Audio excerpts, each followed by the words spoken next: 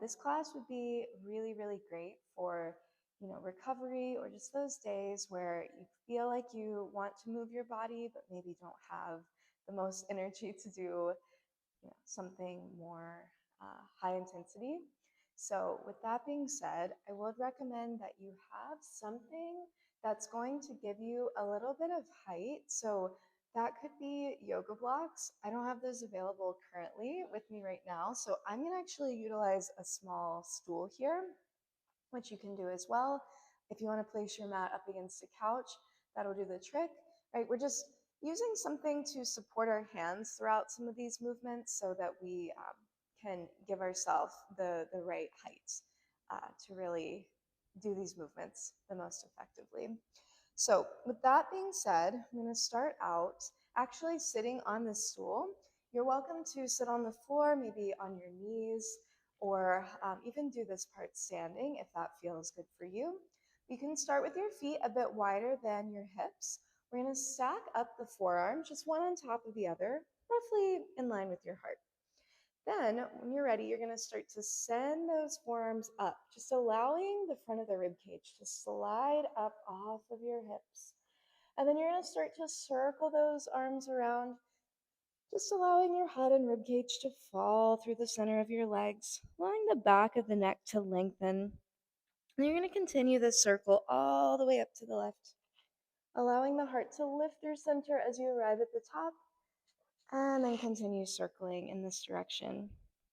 Okay, just starting to find some nice movement in the rib cage that houses our lungs, our diaphragms, our hearts.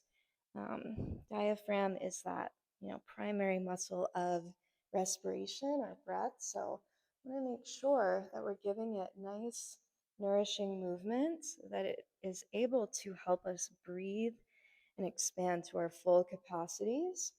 We'll reverse that circle, take it the other way. And just allowing those ribs to be soft and malleable as you draw these circles. Just really rooting down through the hips, right? However you've placed yourself. Maybe if you're standing, you think of rooting down extra through the feet to support the lower body. Okay. One more circle to the left. And then as you start to return back to your seat, we're going to just all stand up on the floor.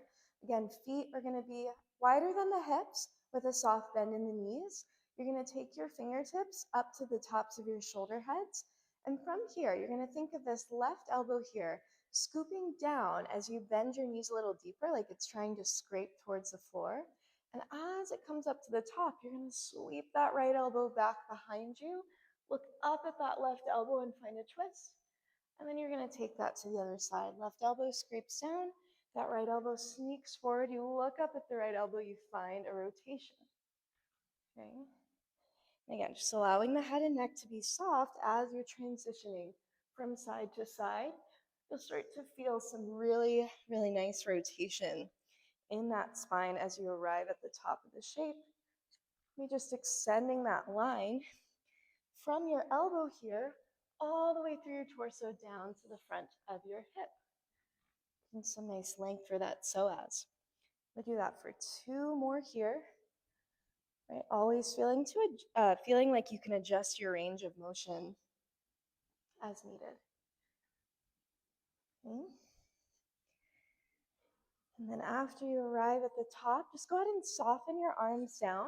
We're going to go ahead and bring ourselves to the floor, just starting in this nice all fours position with our elbows dropped down.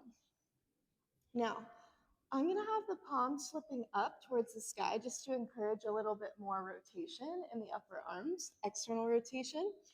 Knees are going to be slightly wider than the hips, and you're going to hug the back of the rib cage up into the back of your shirt. You're going to start to pull the elbows back on the mat towards your thighs. They're not actually going anywhere, but there's an energy of pulling back. So you have a little bit of engagement that you start to feel behind your arms into your armpits, maybe even down into the sides of the ribs. And you maintain that feeling of pulling the elbows back as you drag your hips a few inches toward your heels, and then you're going to just come forward. Okay, so this is a technique that kind of encourages pandiculation in your fascia. So you can think of most commonly like pandiculating happens when we, take a big yawn. There's a feeling of kind of contracting everything inward as we expand and stretch the arms outward. Kind of doing that here. So as we work through these different kind of fascia-based practices, I want you to think about your tissue yawning. So there's a feeling of kind of hugging in, getting that engagement, getting that contracted feeling, and then gently, gently sending um, the hips back to traction that tissue a little bit longer. Okay, we'll do that just 2 more times, kind of warming things up here.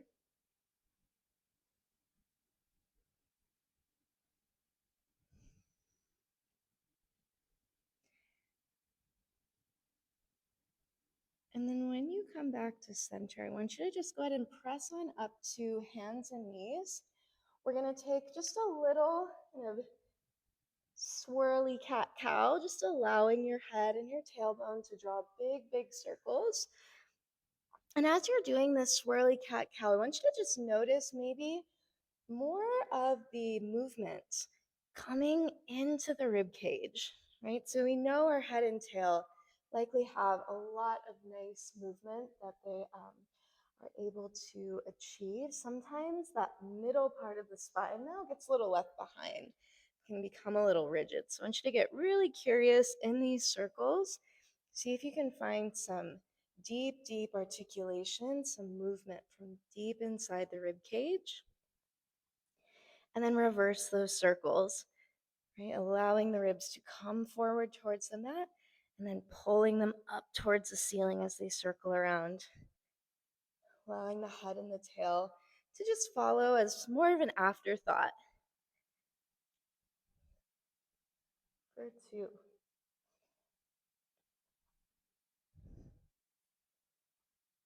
Good. And then from here, we're going to find a little reach forward with the palms. This is similar to what we just did on the forearms. You'll likely find a slightly different sensation when you pull back. So now you're going to think about your palms pressing, all 10 fingers spreading out wide. You're going to press into the mat. You're going to pull the heels of the hands backwards like they're trying to swipe towards your thighs. And then you just slowly send the hips back, reaching, reaching, reaching back. Pulling the hands for as long as you can, and then you'll shift forward. So you can actually see my mat started to kind of pull off the floor. Maybe you don't need to go that hard, but that's the idea, right? Like you could really, really drag the hands backwards the entire time. So we're trying to keep this bit of tension.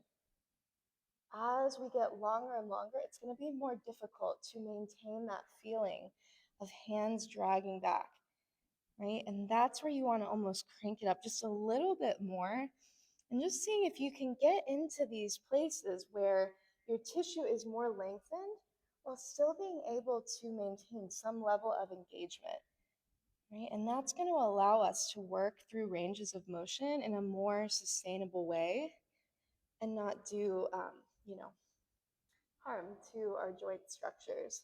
2 more times, pulling back, staying with it.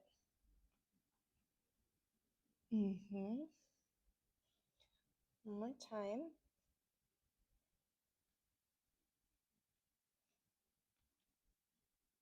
Okay. And then from here, I'm going to just start to bring the right side of the body down to the floor. We're going to take it to a side lying position just to come off of our knees for a bit. You can hold the side of your head like this, support it like, a little pillow, or use some kind of yoga block or pillow under for neck support. We're going to bend the knees so they're roughly at a 90-degree angle coming out from our hips. And then you're going to float that top leg up to the sky with the foot flexed. This top hand is going to arrive at the outside of your thigh, and you're going to push your hand and your thigh together. I want you to feel like more than the hand, the thigh is actually pushing back into the hand. Yeah, so it's kind of like this little tug of war moment where it's like hands trying to push down, thighs trying to push back, but eventually the hand wins and you're slowly pushing the leg down, maintaining that resistance the entire way.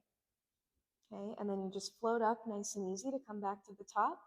And we do it again, pushing down while pushing the thigh up into the palm. So what you may start to feel is this kind of maybe heat sensation in the side of your hip, maybe into the side of your leg or back of your pelvis, right? And that's coming from that action of contracting all this tissue, like letting the fibers really shorten. And then we keep that contraction as we eccentrically lengthen. Yeah. It's hard. It's a good challenge, but this is a really, really amazing way to create space in your hips, in the back of the pelvis, especially for those of us with chronic, tightness in the hips. Just yeah, like sticky spots that never seem to go away, no matter how many figure four stretches we do. This is so helpful, but it's so important that you stick with that feeling of resistance. It's so easy to sort of tap out with this and like just kind of push your leg down. Really see if you can stay with it, pushing up with your thigh, up. As you get lower, it's going to be harder to maintain. Push up with the thigh the whole way down. Good. Last two.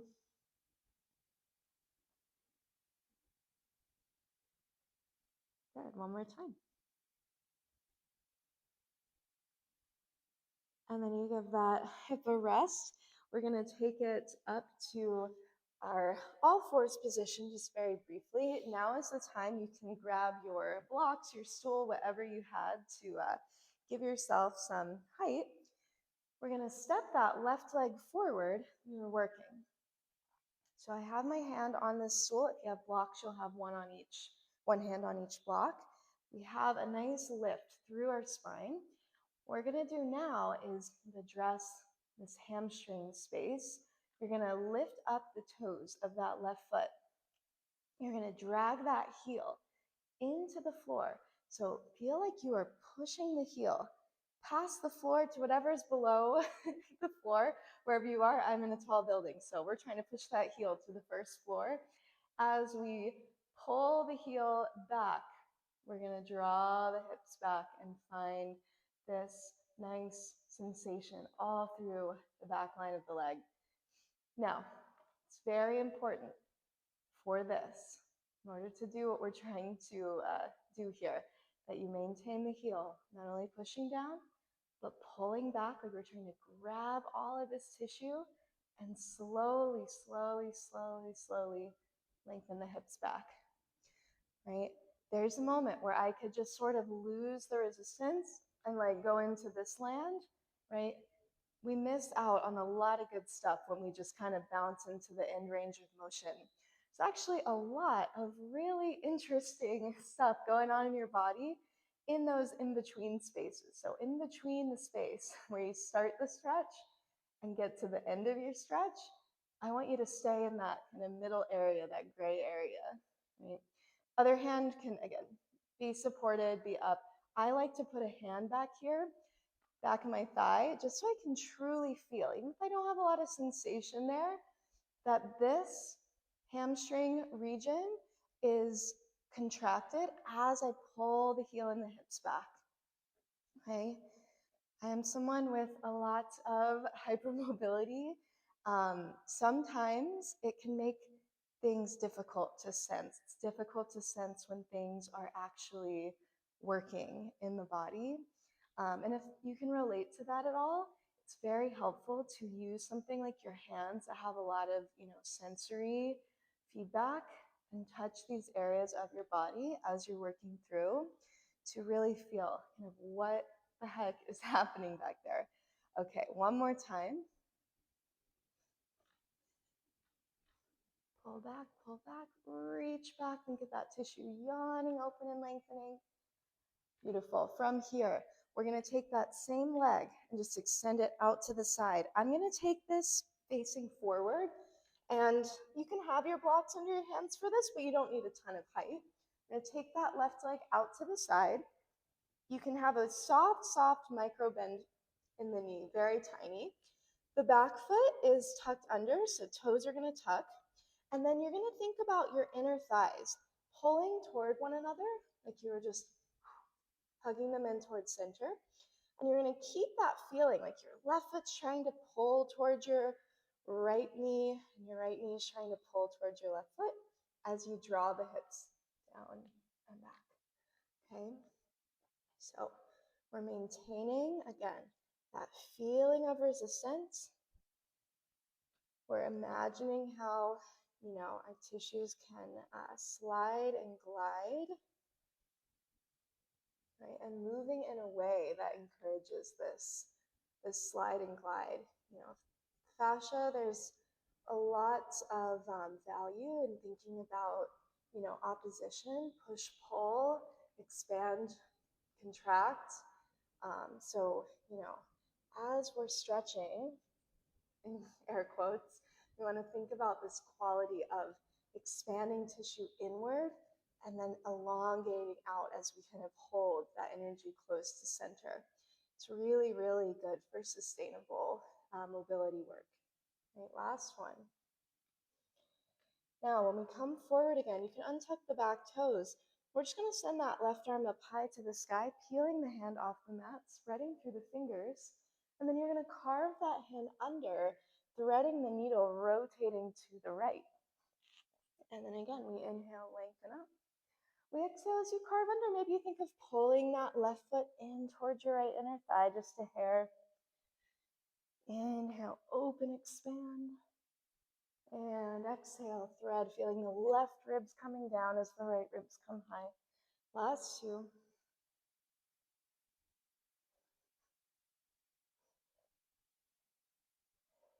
And one. And then from there, we just place the hands down.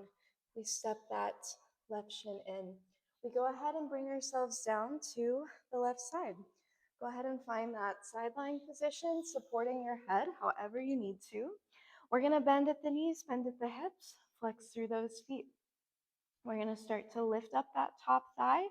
Right hand comes to meet the outside of your thigh.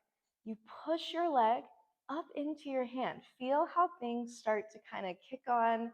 It may be subtle, it may be really strong. But either way, just feel that something has changed. There's a feeling of engagement that's happened.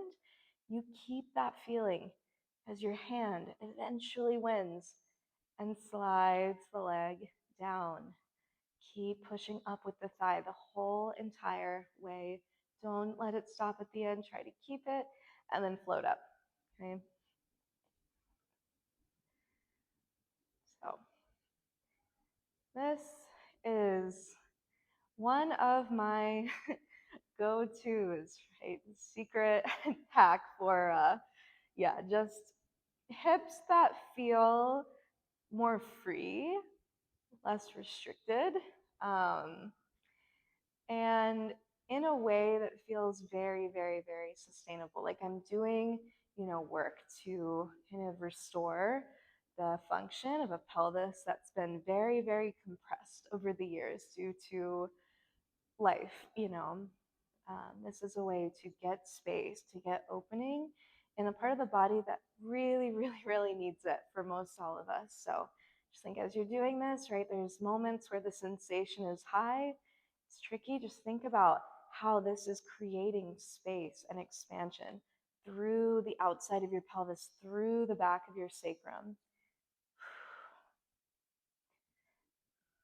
Just find it's really nice to connect to these movements by thinking about how they're creating space in your body while you're doing them.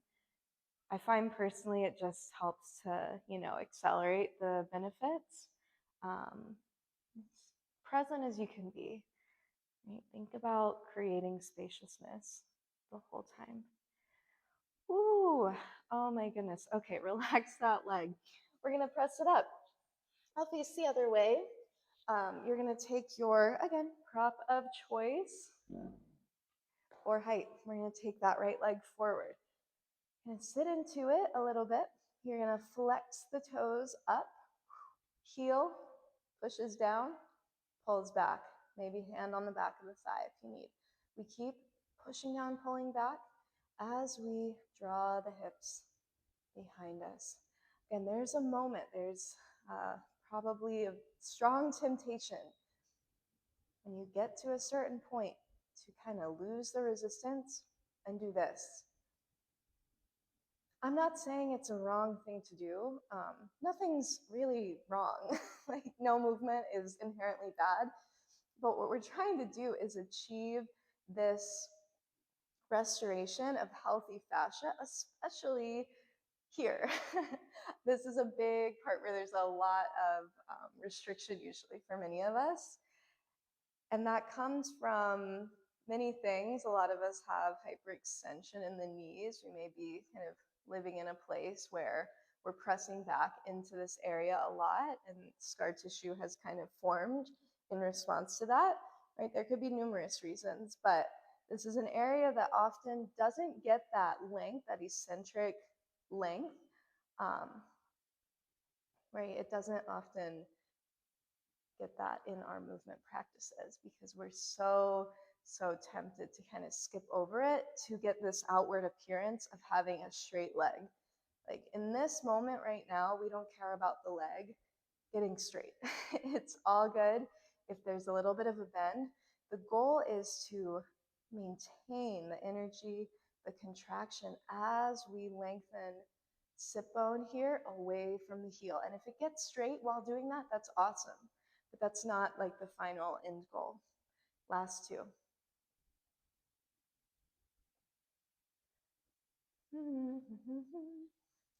Yeah. Again, thinking of expansion. Wow, look at me, look at you. We're all making so much space from the back of our heels all the way up into the back of the pelvis, and that work can travel up through the rest of the body. Okay, amazing. We're going to take that same leg and send it out to the side. Toes facing forward. Softness in the knee again. We don't have to lock back for this practice today. You're going to hug the inner thighs toward one another. Right foot's pulling in, left inner thighs pulling in. And then you're just going to shine the hips back. I have a little tuck in my back toes. Then you're going to shift forward. Pulling back, hugging those inner thighs together, thinking of not only hugging this stuff in, but expanding through the back of your pelvis. You can think of your sit bones widening. Yes. Good. Okay, let's do that for 4 more. Right? And it can be a small range of motion. And we are not like obsessed with huge ranges here. We're trying to find strength and sensation and awareness in the in-between parts of our ranges of motion. So we're not trying to exploit our body's range, right? That's really what this practice is all about. Finding mobility that feels sustainable for the long run. Last one. And then when you come out of that, you're going to send that right arm up to the sky. And then you're going to thread under. Feel the right half of your ribs turn down as your left ribs turn up. Inhale, try to fill up all sides of your ribs as you breathe. And exhale, thread.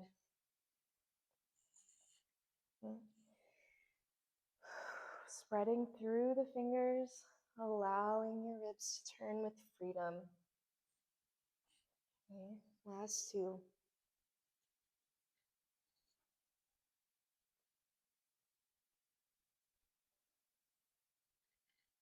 One.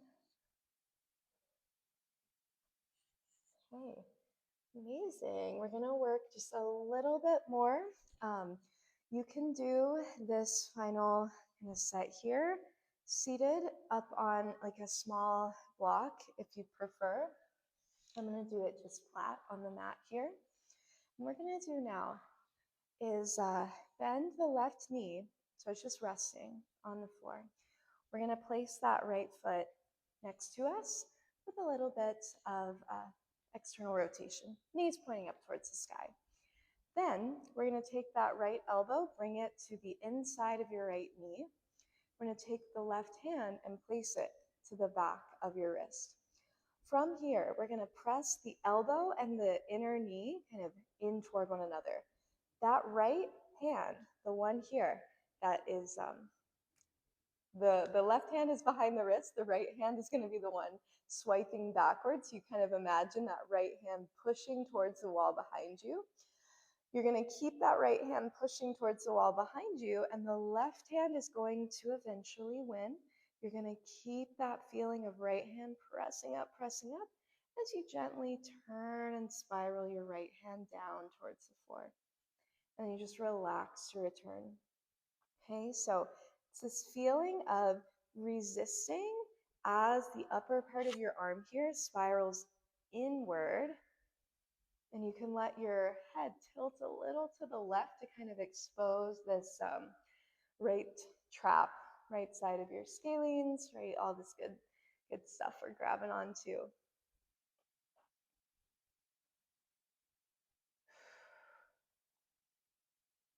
Okay. Push back, push back.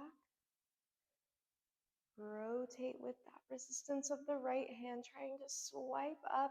The left hand is eventually winning, right?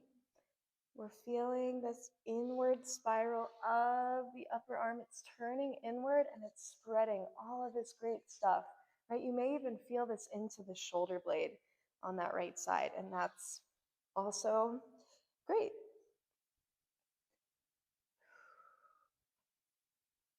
Last time.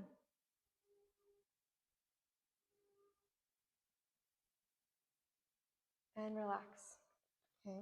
We'll move straight into the other side. So left foot is on the floor, right leg is turned out. We take the inner um, left knee, left elbow, sandwich them together.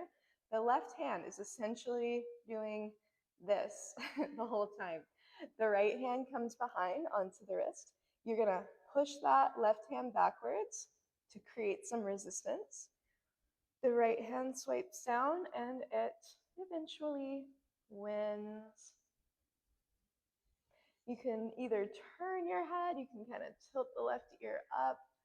I get some nice release into the side of my head when I do that little kind of tilt away.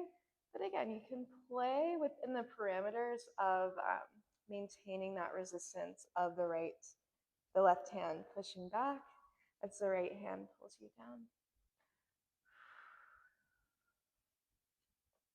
Making sure to have an easy jaw, easy through kind of the space between your eyebrows.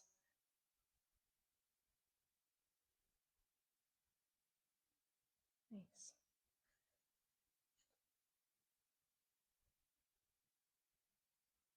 There, two.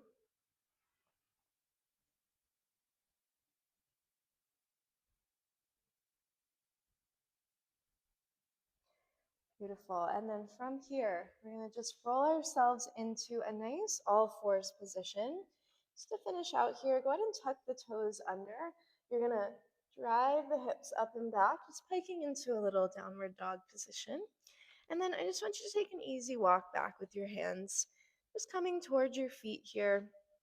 And when you get down here, I want you to just take the hands to the back of your skull, interlace the fingers, peek your eyeballs down towards your cheekbones. Find a little nod of the chin down, like you were nodding your head yes, and really expose and lengthen the back of this neck space. See if you can shift the weight of your pelvis forward so it's right over the arches of the feet, more or less. I just want you to take a big inhale, feeling how that air naturally starts to fill up the backside of your rib cage as you're in this kind of compressed forward fold position. And then exhale, let that air fall away, relaxing deeper into this fold.